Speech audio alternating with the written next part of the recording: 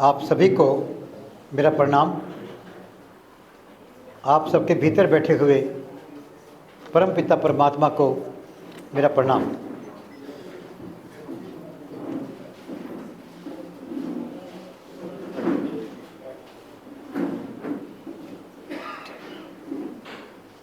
शुरुआत करते हैं प्रश्नों से। उससे पहले तो दो बातें जो आज के भजन में गाई गई। बिटिया कह रही थी पहले कि हमने कौन से कर्म किए हैं कि भगवान ने हमारा हाथ पकड़ लिया। ये निश्चित रूप से भगवान ही हाथ पकड़ सकता है। भगत कहता है भाई मेरे से तो हाथ छूट जाएगा, तू कृपा करना। इस दुनिया के घोर अंधेरे में या घोर जो कामनाओं का संसार जो है, भीड़ में बच्चा खो जाता है, पर यहाँ विचारों की भीड़ का कोई अंत ही नहीं है। मैं कहीं खो नहीं जाऊँ, मैं तुम्हारा हाथ छोड़ सकता हूँ, पर तुम मेरा हाथ पकड़े रहना। सच्चा भगत भगवान से प्रार्थना करता है कि तेरी भक्ति करना मेरे बस की बात नहीं है, तू करवा लेना मुझसे। और फिर भगवान करवा लेता है यदि हम ईमानदारी से समर्पण से बात करें तो अहंकार छोड़कर। केवल भगवान के अंदर इतना ही अंतर है, मैं छोड़ दी तो भगवान मिल गए। मैं छूट नहीं पाती हमारे से। अभी पंडित जी ने कहा, श्याम सुंदर जी ने, कि सारे तकलीफ़ों की इलाज एक है, राम का नाम।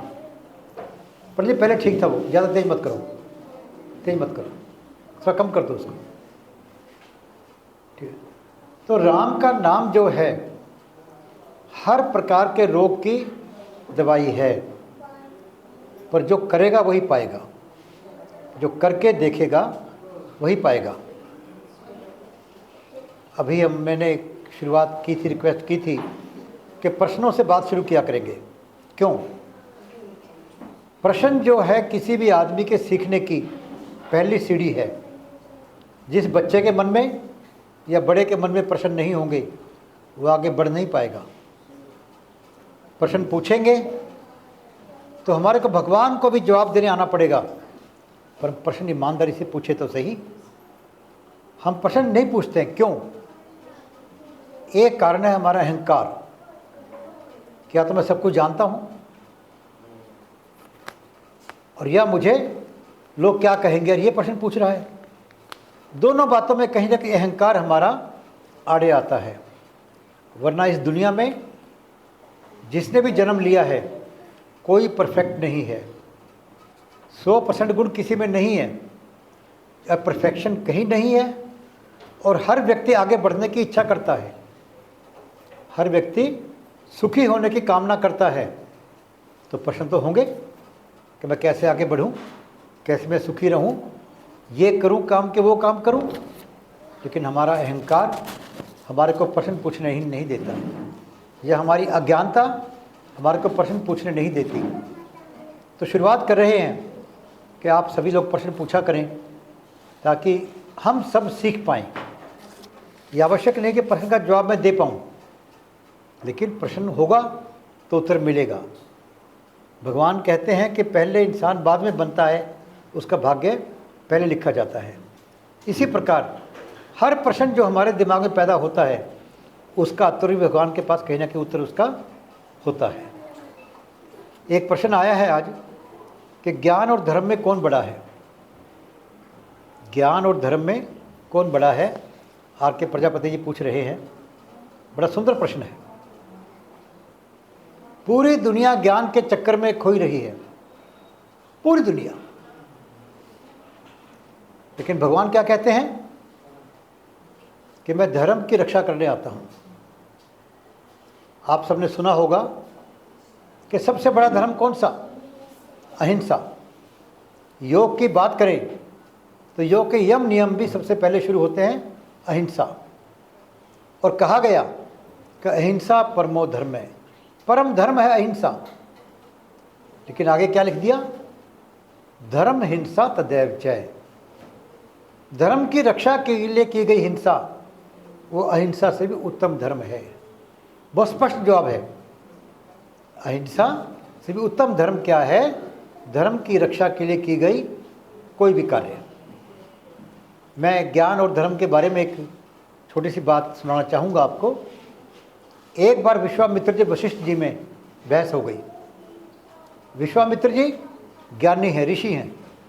ऋषि लोग आज के वैज्ञानिक हैं, तपस्या करते हैं और बहुत नए नए आविष्कार करते हैं। विश्वामित्र जी ने गायत्री मंत्र का आविष्कार किया और वशिष्ठ जी संत हैं, सहज हैं। कौन बड़ा? भक्ति में और तपस्या में कौन बड़ा? इस बात की बहस हो गई। तो किससे इलाज करवाएं? तो बोले ब्रह्मा जी के पास चलो। ब्रह्मा जी जानते हैं कि भी विश्वामित्र जी क्रोधी स्वभाव के हैं, अपने आप को अवॉइड करने के लिए बहुत बिजी हो गए और कहने लगे, देखिए ऋषि महोदय और वशिष्ठ जी, विश्वामित्र जी, मैं जरा दुनिया के पूरे इस काम में, मेरे जिम्मे तो काम बहुत लगा रखा है कि दुनिया को मैंने पैदा करना है, पाल, तो आप कृपा करके शिव जी के पास चले जाओ। आपका महत्वपूर्ण प्रश्न है, आप बड़े आदमी हैं, समय लगेगा। वो गए शिव जी के पास, तो शिव भोले भी लगे समाधि लगा के बैठ गए भी कौन समझाए इन दोनों को। तो पार्वती जी से पूछा कि शिव जी से प्रश्न पूछना है, समाधि कब लगी है? कहते अभी लगाई है। कब उठेंगे? पता नहीं। फिर क्या करें भाई? कि विष्णु जी के पास चलो।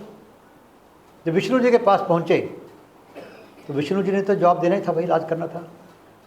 तो उसने कहा, देखिए एक काम करो, मैं शेषनाग जी को फ़ोन कर देता हूँ, आप शेषनाग जी के पास जाओ, बड़े विद्वान हैं, पूरी दुनिया का काम वो उठा रखा है बोझ उन्होंने, वो आपके प्रश्न का उत्तर दे देंगे।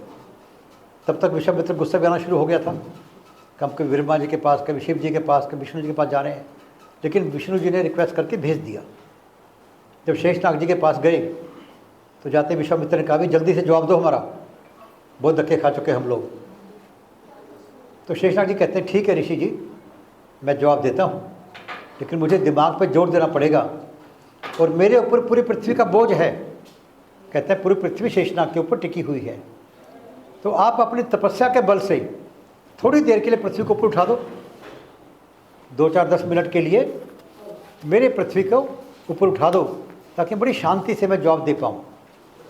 तो विश्वामित्र ने कहा कि मेरे 1 घंटे की तपस्या के फल से पृथ्वी ऊपर हो जाए, नहीं उठी।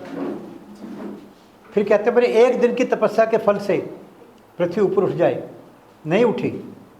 उन्होंने 1 साल की पूरी जन्म की अपनी उम्र की तपस्या का फल लगा दिया, पृथ्वी ऊपर नहीं उठी। तो शेषनाग जी वशिष्ठ जी से बोलते हैं कि वशिष्ठ जी, आप अपने सत्संग की वजह से, भक्ति की वजह से उठाइए। तो वो कहते हैं कि मेरे 1 पल के सत्संग से पृथ्वी ऊपर उठ जाए। पृथ्वी ऊपर उठ गई। तो विश्वामित्र जी बोले, अब जवाब दे दे जल्दी। शेषनाग जी ने कहा, जवाब बाकी रह गया। आपकी पूरी उम्र की तपस्या, उनका 1 घड़ी का सत्संग, कोई मुकाबला नहीं है। ज्ञान का, धर्म का कोई मुकाबला नहीं है। ज्ञान बहुत छोटा है उसके आगे, ज्ञान की कोई सीमा नहीं है। वेदों ने कह दिया नेति नेति, और हम ज्ञान के चक्कर में उलझ जाते हैं और भक्ति नहीं कर पाते, सत्संग नहीं कर पाते। जैसे यहाँ हम लोग बात करते हैं तो कई बार कुछ लोग आप में से भी बाहर बैठ सकते हैं कि हम सब जानते हैं, यहाँ तो कोई नई बात तो होनी नहीं, राम के नाम की बात करनी है कि हम सब जानते हैं। अरे भाई, सत्संग को दूर मत हो, सत्संग को मत छोड़ो। सत्संग का प्रभाव बहुत दूर तक काम करता है, पता नहीं कब क्या कर दे। सत्संग करने वाला आपसे बड़ा हो ना हो, पर सत्संग है, सत्संग है, महिमा सत्संग की है। तो सत्संग से कभी दूर नहीं होना। और धर्म, सत्संग धर्म का कार्य करता है। धर्म क्या है?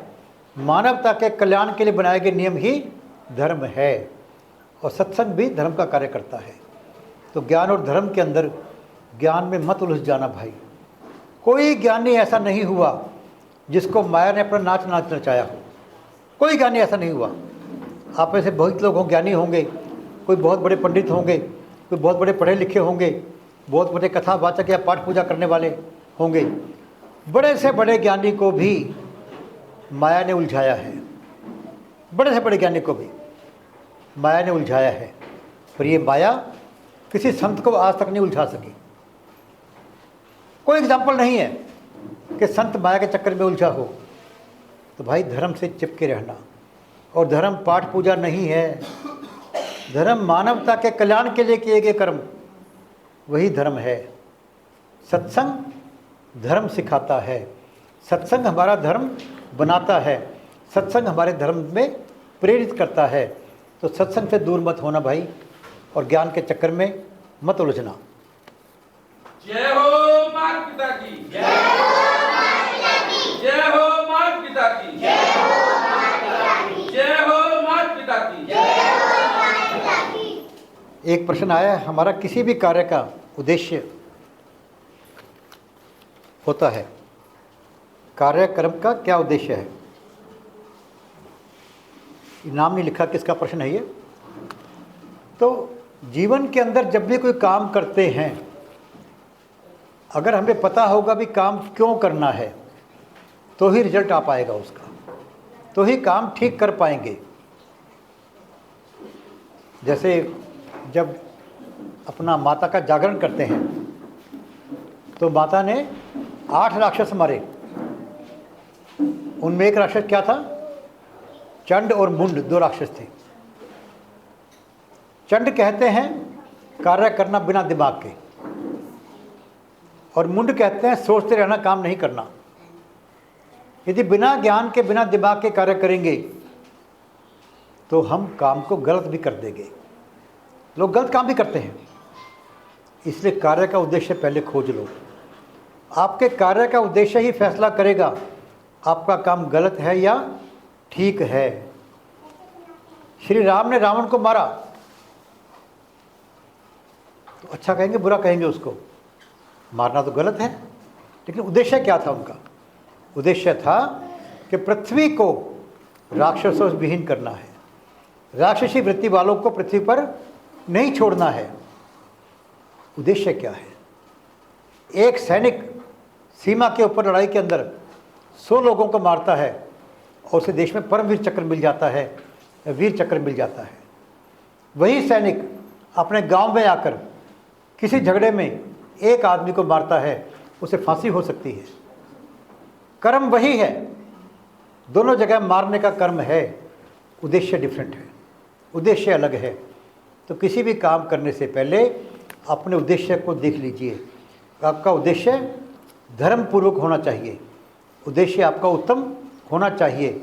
इसलिए कृष्ण भगवान ने ख्याल रखा उद्देश्य का। युधिष्ठिर लग गए अपना कि मैंने सत्य बोलना है, भीष्म पितामह लग गए मैंने अपने वचन पे रहना है, और कृष्ण भगवान लग गए मैंने अपने उद्देश्य पे रहना है।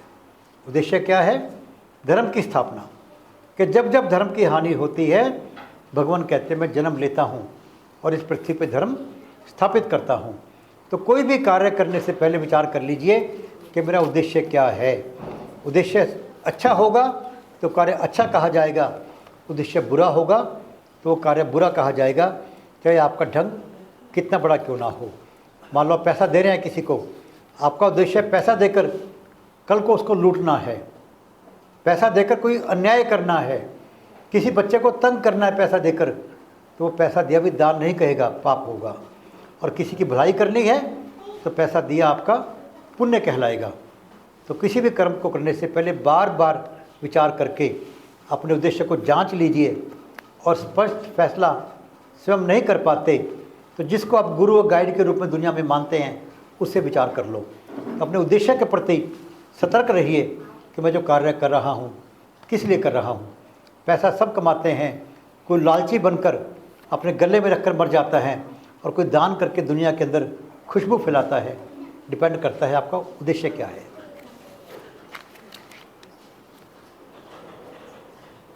एक प्रश्न आया, बहुत अच्छा प्रश्न है श्याम सुंदर दास जी का, कि भारत में संस्कार और संस्कृति नष्ट होने के कारण क्या है। बहुत अच्छा प्रश्न है। यदि शरीर के अंदर कोई बीमारी हो, मान लो एक्सीडेंट हो गया, कोई मच्छर काट गया, छोड़ दीजिए, ब्लड प्रेशर की बीमारी होती है, कोई मच्छर नहीं काटता उसके लिए। हार्ट की बीमारी होती है, कोई एक्सीडेंट कारण नहीं है उसका। मान लो कि शुगर की बीमारी किसी को हो गई तो भी बाहर से कुछ नहीं आता। क्या कारण है?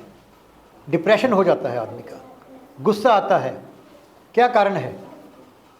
अपना अंदर ही कुछ कारण है। उसके लिए दो कारण हैं, एक मन और एक मस्तिष्क। दो ही चीज़ें हैं जो शरीर को गाइड करती हैं। मन बुरी जगह ले जाता है और मस्तिष्क या आत्मा अच्छी जगह ले जाने की कोशिश करते हैं।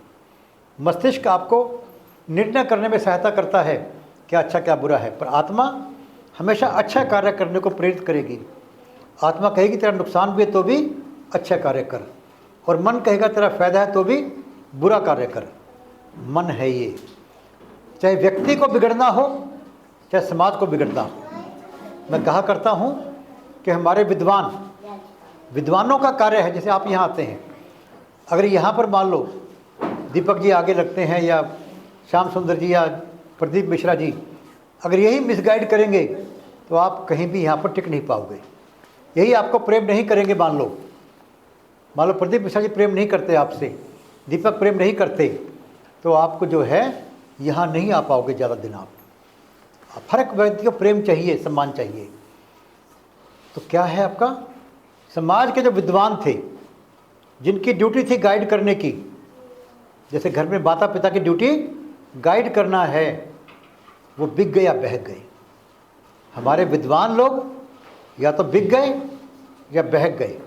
इसी कारण समाज के अंदर संस्कार और संस्कृति के हमारा विनष्ट हुआ, और दोबारा आने के लिए भी यही लोग काम करेंगे। आज जो घर के बड़े बुजुर्ग हैं या समाज के जो विद्वान लोग हैं या जो राज्य चला रहे हैं, उन्हीं की ड्यूटी है कि समाज को रास्ता दिखाएं। उन्हीं के कारण समाज आगे बढ़ेगा, और गिरने का समाज का दोष भी उनके ऊपर ही लगेगा। तो जो भी आप में से विद्वान समझते हैं अपने आप को, जो उम्र में बड़े हैं, जिनमें भगवान ने कुछ शक्ति दी है, ये उनकी ड्यूटी है कि समाज को गाइड करें, समाज में संस्कार और संस्कृति के लिए कार्य करें। उम्र छोटी भी हो तो भी आप काम कर सकते हैं। अष्टावक्र जी ने बहुत छोटी उम्र के अंदर ज्ञान दिया। उम्र का फर्क नहीं पड़ता है। हकीकत राय ने, वीर हकीकत राय कहा जाता है पूरा उसको, छोटी सी उम्र के अंदर संस्कारों के लिए, संस्कृति के लिए अपना बलिदान किया। आप सबकी ड्यूटी है। यदि आप समझते हैं कि हमारा समाज के अंदर से संस्कार और संस्कृति विनष्ट हो रही है, तो हमारी ड्यूटी बनती है कि उसको पूरा करने के लिए भी कार्य करें। और भगवान ने आपको श्री दिवालय संघ के रूप के अंदर इतना आसान काम दे दिया है, इतना आसान काम कहीं और नहीं मिलेगा, कहीं और नहीं मिलेगा। आज सत्यपाल जी कह रहे थे, सत्यपाल जी हमारे बड़े विद्वान भी हैं और पूरी दुनिया के अंदर बहुत गहन अध्ययन किया है, बहुत बड़ी बड़ी संस्थाओं के अंदर गहरे के अंदर जाकर काम किया है। जो संस्थाएं समाज के अंदर आज पूरी तरह से उनका नाम है और काम है और सम्मान है, वो कहते हैं कि जो विचार हम कर रहे हैं, जो श्री दिवालय संघ विचार दे रहा है, शायद ऐसा विचार आज तक किसी ने भी नहीं दिया। कितना बड़ा उद्देश्य है ये। जय हो मात पिता की, जय हो मात पिता की, जय हो मात पिता की, जय हो मात पिता की। और आपको विश्वास से कहता हूँ कि मेरे दिमाग में जब इसका उद्देश्य समझ में आता है, प्रश्न उठते हैं, तो मैं भी एक बार घबरा जाता हूँ कि इतना बड़ा उद्देश्य भगवान ने दे दिया। इतना बड़ा उद्देश्य, क्या उद्देश्य? सर्वे भवन्तु सुखिनः। हमारे में जात पात का भेद ना हो, धर्म के नाम पर भेद ना हो, छोटे बड़े का भेद ना हो, ये मिटाना चाहते हैं। कई बार रात को नींद उठ जाती है तो सोच नहीं पाते, और दिन के अंदर भी इतना बड़ा कार्य है। तो जीवन के अंदर जो भी आप लोग हैं, जो बात को सुन रहे हैं या जो आ चुके हैं यहाँ पर, सबसे मेरा निवेदन रहता है कि लग जाओ। यदि आप एहसास करते हैं कि हमारे समाज के अंदर संस्कार और संस्कृति विलुप्त हो रही है, हमारा समाज कमज़ोर हो रहा है, हम स्वयं कमज़ोर हो रहे हैं आत्मा से, तो लग जाओ और समाज को जगाना शुरू कर दो, अपने आप को जगाना शुरू कर दो। मैं कुछ समय अपने आप के लिए दूंगा, अपने आप के लिए, अपने समाज के लिए दूंगा। ये हमारे ऊपर समाज का ऋण भी है, हमारे ऊपर प्रभु का ऋण भी है, उसको उतारने में कुछ समय में अवश्य दूंगा। तो समाज के अंदर संस्कार और संस्कृति आने में देर नहीं लगेगी। अभी प्रश्न आया नंद किशोर जी का कि कैसे बटेरे जीवन में दुआ की दौलत। सब चाहते हैं दुआ, भाई दुआएं मिले, सब चाहते होंगे, और कहते हैं दुआ दवा से ज़्यादा काम करती है। अभी मेरे से मैं स्टाफ की मीटिंग ले रहा था, तो उससे प्रश्न पूछा था कि इज्जत पाने के लिए व्यवहार और ज्ञान में से कौन सी चीज़ ज़्यादा महत्वपूर्ण है। बहुत सिंपल है, दुआएं कहाँ से मिलेंगी आपको? किसी को प्रणाम करोगे तो उसके आशीर्वाद देना पड़ेगा। द्रौपदी गई प्रणाम करने भीष्म पितामह को, तो उसने अपने मरने का भी नहीं ख्याल किया। द्रौपदी गई भीष्म पितामह के पैर छूने को, तो अपने मरने का रहस्य बता दिया उसने। नहीं सोचा कि मैं मर जाऊंगा। दुआएं देनी पड़ेंगी यदि आप झुकोगे तो। संतों ने क्या लिखा इसके बारे में? गुरु नानक देव जी ने क्या लिखा? मिठत नीवी नानका गुण चंगैया तत्। मीठा बोलना, फिर मीठा बोलना नहीं, झुककर रहना, अहंकार छोड़कर। हम अपने अहंकार को छोड़ ही नहीं पाते हम लोग। कई बार कड़वा बोलते कहते मैं सच्चा हूँ। अरे भाई, संतों ने लिखा है कि खीरा सरते काट के मलियत नमक लगाए। खीरा सिरते काट के मलियत नमक लगाए, रहीमन कड़वे मुखन को चाहिए ही सजाए। कहते कड़वा बोलने वाले को सजा होनी चाहिए जैसे खीरे को सिर पे काट कर उसका जहर निकालते हैं। मीठा बोलना और झुक कर रहना। कोई गरीब हो चाहे अमीर हो, अहंकार नहीं जाता। छोटा हो बड़ा हो, अहंकार नहीं जाता। मान लो यहाँ पर कोई सफाई करनी हो, कितने लोग कर पाएंगे आप में से? हर आदमी अपने अहंकार में पड़ा रहेगा। मैं क्यों करूँ, ये पीएन का काम है, पीएन को बुलाओ। अरे भाई, इस अहंकार से बचो। दुआएं चाहते हैं तो अहंकार छोड़ दो, झुककर रहोगे, मीठा बोलोगे तो दुआएं तो मिलेंगी। बहुत सिंपल रास्ता है, कुछ नहीं करना। दुआएं पाने के लिए कोई पढ़ाई नहीं करनी आपको, कोई कॉलेज नहीं जाना, कोई सुंदर शक्ल नहीं चाहिए। अपने कोमल आती है, काम करती है, गायत्री ने काम किया मान लो, दुआएं निकलती हैं उनके लिए। हमारे को किसी से पूछना नहीं पड़ता। हम अपने आप को दुआएं देने से रोक नहीं सकते। ये बुजुर्ग हैं, अब ये पैरों में झुक जाते हैं तो दुआएं देनी पड़ेंगी, इनको रोक नहीं सकते। भगवान कहते हैं तपस्या करने वाले को आशीर्वाद देना पड़ेगा। इसी प्रकार प्रणाम करने वाले को, झुक कर रहने वाले को दुआएं मिलेंगी।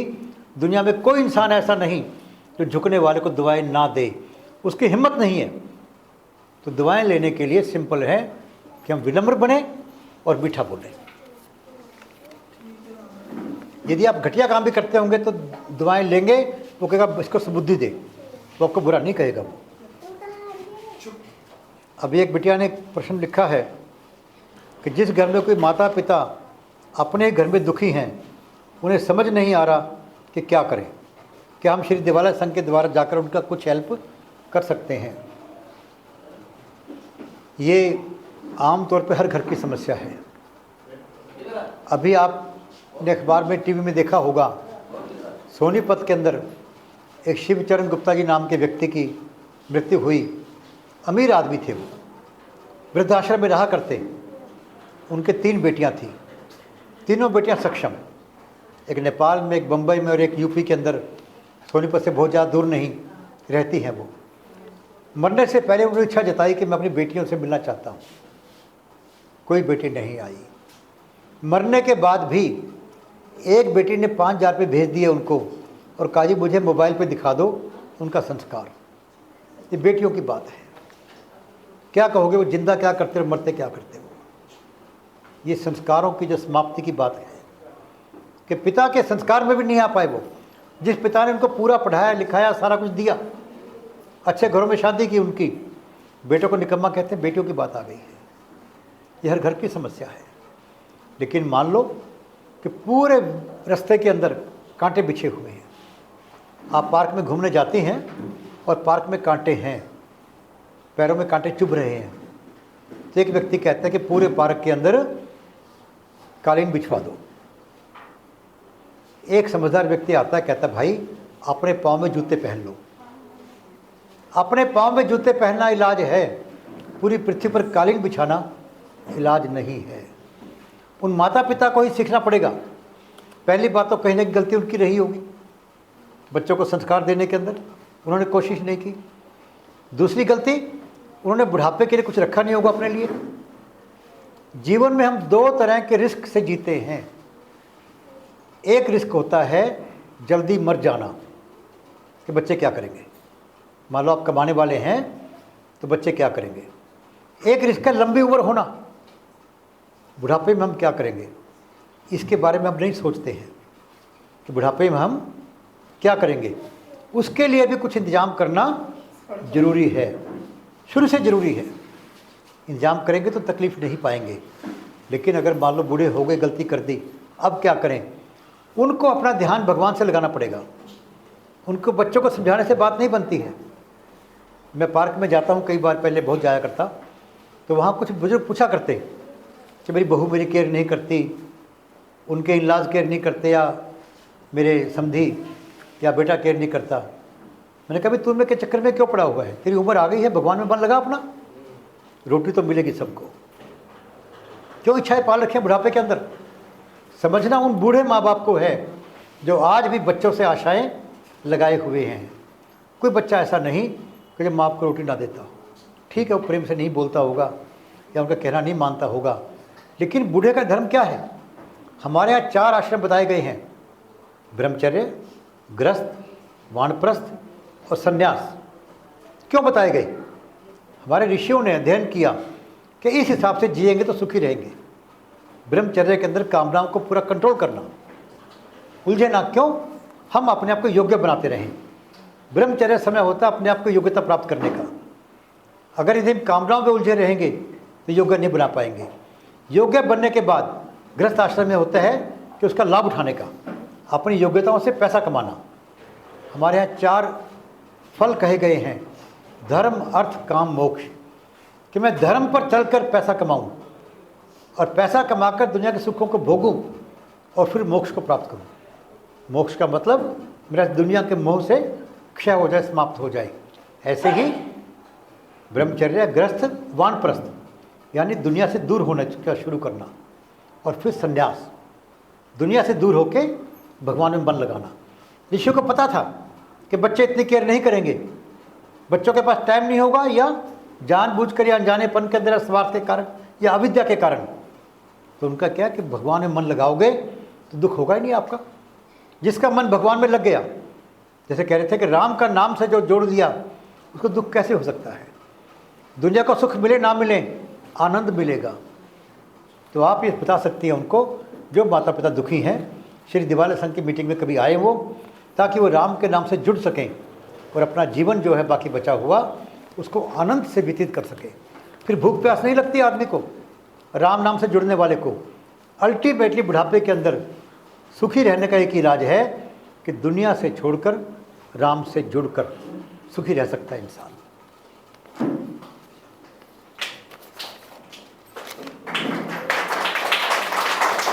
जय हो माता पिता की, जय हो माता पिता की, जय हो माता पिता की।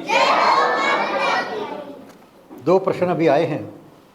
संसार बनना और जीवन जीने की कला में क्या अंतर है। थोड़ा सा प्रश्न को ठीक करना पड़ेगा। संसार बनना बनाना अपने हाथ की बात ही नहीं है भैया, तो भगवान ने बना दिया, वही चला रहा है। कोई अहंकार ना करे कि मैं संसार को बना दूंगा या ठीक कर दूंगा। हाँ, जीवन जीने की कला ये सीखनी बहुत आवश्यक है। ये कहाँ से सीखेंगे हम लोग। हमारी रामायण जो है ये हमें जीवन जीने की कला सिखाती है। अपने 3 ग्रंथ बड़े मशहूर हैं, प्रसिद्ध हैं, रामायण, गीता और श्रीमद् भागवत पुराण। तीनों कुछ सिखाते हैं, बेसिक बातें।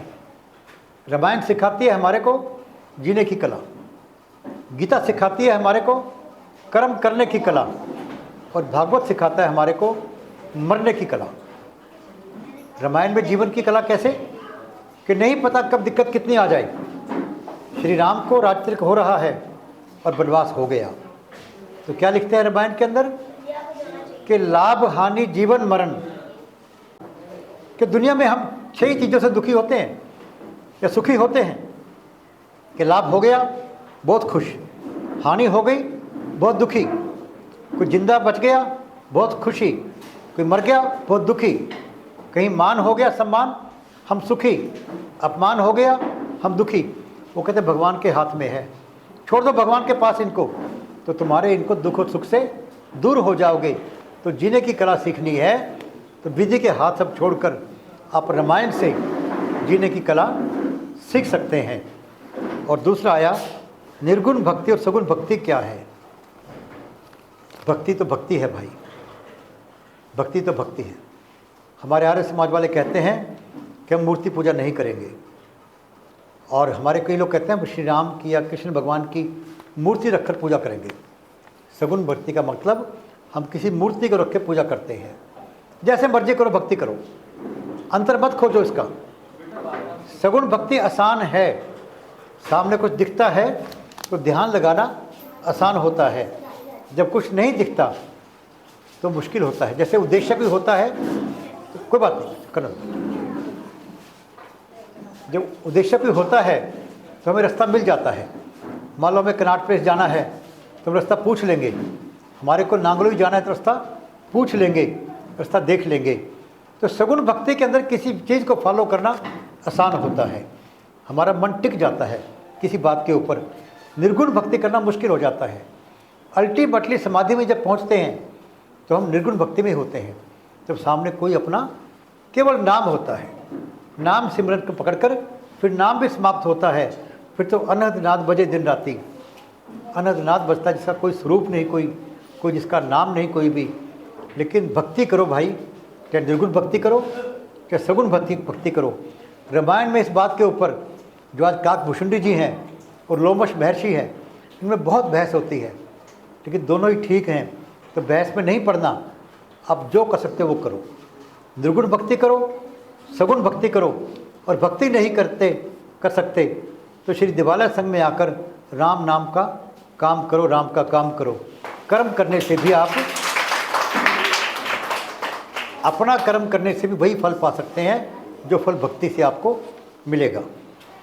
तो बहुत अच्छे प्रश्न थे आपके, इन प्रश्नों से बहुत कुछ सीखने को मिलता है हमारे को। और मैं आपसे बताइए चरणों में प्रणाम क्यों करते हैं? देखिए, चरणों में प्रणाम क्यों करते हैं, मैं टेक्निकल बात में नहीं जाऊंगा, वरना कहते हैं ये नखून से उनकी ज्ञान मिलता है, वो मिलता है, उसके बात में नहीं। सिंपल बात, झुकना। चरणों में प्रणाम करने का मतलब झुकना पड़ेगा आपको, और झुकना सबसे सुंदर काम है। अहंकार समाप्त होता है आपका, और वो झुके बिना नहीं हो सकता। अहंकार समाप्त करने का ढंग एक है, प्रणाम करने के लिए झुकना पड़ेगा आपको, और झुकेगा वहाँ पानी आ जाएगा, ज्ञान भी आ जाएगा, भक्ति भी आ जाएगी। कहीं खड्डा बना दो और बारिश होगी तो पानी डालने की ज़रूरत नहीं है, चारों जगह से बिखर कर पानी गड्ढे में आ जाएगा। तो चरणों में प्रणाम करना हमें झुकना सिखाता है, और झुकने से बड़ा कोई पुण्य का काम नहीं है। आपकी आगे तरक्की के लिए, आपके सुख के लिए, आपके आनंद के लिए, आशीर्वाद के लिए, दुआओं के लिए, और भगवान को पाने के लिए। और ये जीव का रंग क्या है? हैं जी, जीव का रंग क्या है? रंग से रंग उपदेश, सब रंग देखा एक। कौन जीव का रंग का है? संतों को भी जीव का रंग के बारे में आप समझाते। एक्चुअली आप फिर ना ज्ञान में पड़ गए हैं, ज्ञान तो जीव की रंग की बात करें ना। हाँ, कोई जैसे ना कहीं भी किसका रंग है, भक्ति का कोई रंग नहीं होता, भक्ति का प्रेम का भक्ति का कोई रंग नहीं होता। जीवन का रंग जो है प्रेम है, जिससे जीवन रंगा हुआ है, जिससे जीवन के अंदर रोशनी है, वो प्रेम है। प्रेम का कोई रंग नहीं होता, पानी का कोई रंग नहीं होता, जो मिला दो वैसा रंग हो जाएगा। इसी प्रकार जीवन के रंगना हो जीवन को, तो प्रेम से रंग दो आप। प्रेम से सुंदर रंग कोई नहीं आपका। और जीवन का जो मुख्य चीज़ जो है, जो जीवन के अंदर रंगत भरती है आपको, प्रेम है। प्रेम, मोह नहीं कह रहा मैं, प्रेम करना सीख लो। तो ज्ञान से मत उलझो, ज्ञान में मत उलझिए। तो आप सभी को, हैं जी, तो आप सभी को प्रश्न, और किसी प्रश्न है कोई क्या? ये सब जागृत रूपी जीव है, जागृत रूपी जीव है। जब उनके बैठो कहे कभी विचार बात करूंगा आपसे। जीव है तो अच्छा, जड़ दूध है साबित का मतलब। गुरु एवं जीवन दाता में क्या अंतर है? गृहस्थ व्यक्ति और सन्यासी से किसका अधिक, कौन बड़ा है? अच्छा प्रश्न पड़ा। गुरु एवं जीवन दाता में क्या अंतर है? जैसे हमने तो कह दिया कि माता पिता गुरु से भी ऊपर हैं। बड़ा स्पष्ट समझिए इस बात के अंदर। बिना गुरु के कहते हैं जैसे बिना संस्कारों के जीवन पशु जैसा है। जीवन पशु के अंदर भी है और जीवन इंसान के अंदर भी है। किसका जीवन उत्तम है? इंसान का। और एक इंसान राक्षसी की तरह जी रहा है और एक इंसान लोगों का भला कर रहा है। किसका जीवन उत्तम है? जो लोगों का भला कर रहा है। जो राक्षसी वृत्ति के जी रहा है तो उसका कहते हैं क्या जीवन है, उससे मरना अच्छा था उसका। माता पिता कहते हैं कि बच्चों को किसी अच्छा था तो ना होता भाई।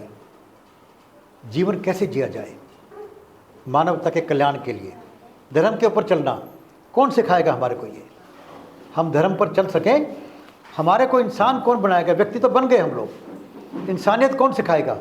बिना इंसानियत के इंसान इंसान नहीं है। दो हाथ पैर का जीव है वो, पशु है वो। तो इंसान बनाने के लिए हमारे को गुरु की जरूरत है। इसीलिए गुरु को ब्रह्मा विष्णु महेश तीनों से ऊपर मान लिया गया। ब्रह्मा क्या करते हैं? सृष्टि का निर्माण करते हैं। विष्णु पालन करते हैं। शिव भोले कल्याण करते हैं। और गुरु तीनों का कार्य करते हैं। पहला गुरु कौन? माता पिता। लेकिन गुरु को माता पिता गुरु मान लोगे तो बड़े हैं वो, तो गुरु का कार्य भी कर देंगे वो। गुरु के बिना गति नहीं है। गुरु के बिना कोई सिखाएगा नहीं हमारे को। वो माता बन के सिखाए, पिता बन के सिखाए, कोई अध्यापक बन के सिखाए, कोई सत्संग में संत बन के सिखाए आपको। तो गुरु के बिना ज्ञान नहीं और बिना ज्ञान के इंसान इंसान नहीं। इस चक्कर में नहीं पड़ना कौन बड़ा है और कौन छोटा है। हमारे को ये करना है कि हमने किससे शिक्षा लेनी है और अपने जीवन को सफल बनाना है, उत्तम बनाना है। और आपने लिखा गृहस्थ जीवन और सन्यासी जीवन में कौन सा बड़ा है? शरीर के अंदर कौन सा अंग बड़ा है? पेट कहें, पैर कहें, हाथ कहें, पैर कहें, सिर कहें, किसको कहेंगे? उलझो मत इसको अंदर। लेकिन जिसके ऊपर सारे डिपेंडेंट हैं, जिसके ऊपर सारे निर्भर हैं, वही बड़ा होगा। जैसे माता पिता पर बच्चे निर्भर हैं। सन्यासी को भोजन कौन देता है? गृहस्थ। जो वैश्य जो कमाता है, बच्चों को, ब्रह्मचारी को जो पढ़ते हैं, उनके लिए कौन काम करता है? गृहस्थ। गृहस्थ जीवन का मतलब, गृहस्थ जीवन के अंदर भी संत हो सकते हैं। और उसकी बड़ी एग्जाम्पल थी राजा जनक की और सुखदेव की। सुखदेव से पूछा गया उस वक्त, कभी उसके पिताजी से पूछा उसने, मेरा गुरु कौन बने? राजा जनक गुरु बन सकते हैं। गृहस्थ जीवन के अंदर ढंग से जिएंगे हम लोग। हमारे राम भी गृहस्थ हुए, हमारे कृष्ण भी गृहस्थ हुए, गुरु नानक देव भी गृहस्थ हुए, सारे गृहस्थ हुए, कबीर भी गृहस्थ बने। संन्यास का मतलब दुनिया को छोड़ना नहीं होता है। गृहस्थ रहकर भी हम लोग सन्यासी हो सकते हैं। वो ज़्यादा उत्तम है, वो ज़्यादा मुश्किल है। वो पहाड़ों में बैठकर तपस्या करना आसान है, गृहस्थी में रहकर तपस्या करना और मुश्किल है। सबसे कठिन धर्म भी गृहस्थी का है और सबसे उत्तम धर्म भी गृहस्थ का है। यदि अपने धर्म पर चल पाए तो गृहस्थी का फर्ज है कि पूरे समाज का पालन पोषण करे, वो केवल परिवार का नहीं, ये उसकी जिम्मेवारी है। तो जो गृहस्थ धर्म का पूरा पालन करेगा तो सबसे उत्तम धर्म वही कहलाया जाएगा। तो बहुत अच्छी बात है, अपने जीवन के अंदर प्रश्न को रखें। और अंत में फिर मेरा निवेदन आपसे कि श्री दिवालय संघ के कार्य के लिए, जैसे बच्चे आए हैं, बच्चों को देखकर वैसे ही बहुत अच्छा लगता है। बच्चों से चहक भी आती है और महक भी आती है।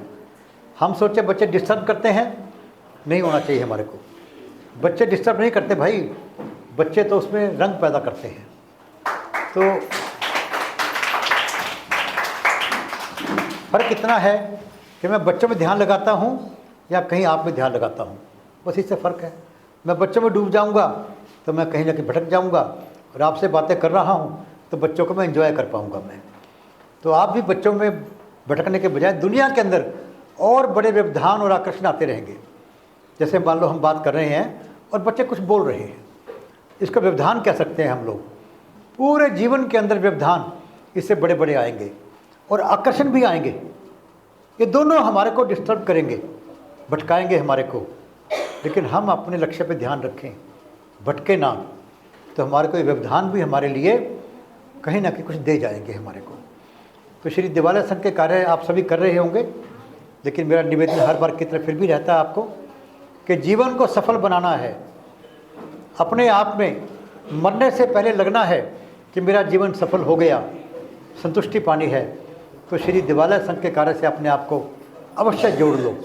इतना करो, अपनी कैपेसिटी के हिसाब से ज़रूर करो। मेरी भगवान से ही प्रार्थना है कि हम सबको इस नेक कार्य में चलने की प्रेरणा दे, शक्ति दे, सफलता दे। आप सबको मेरा प्रणाम। आप सबके भीतर बैठे हुए परमपिता परमात्मा को मेरा प्रणाम। जय हो।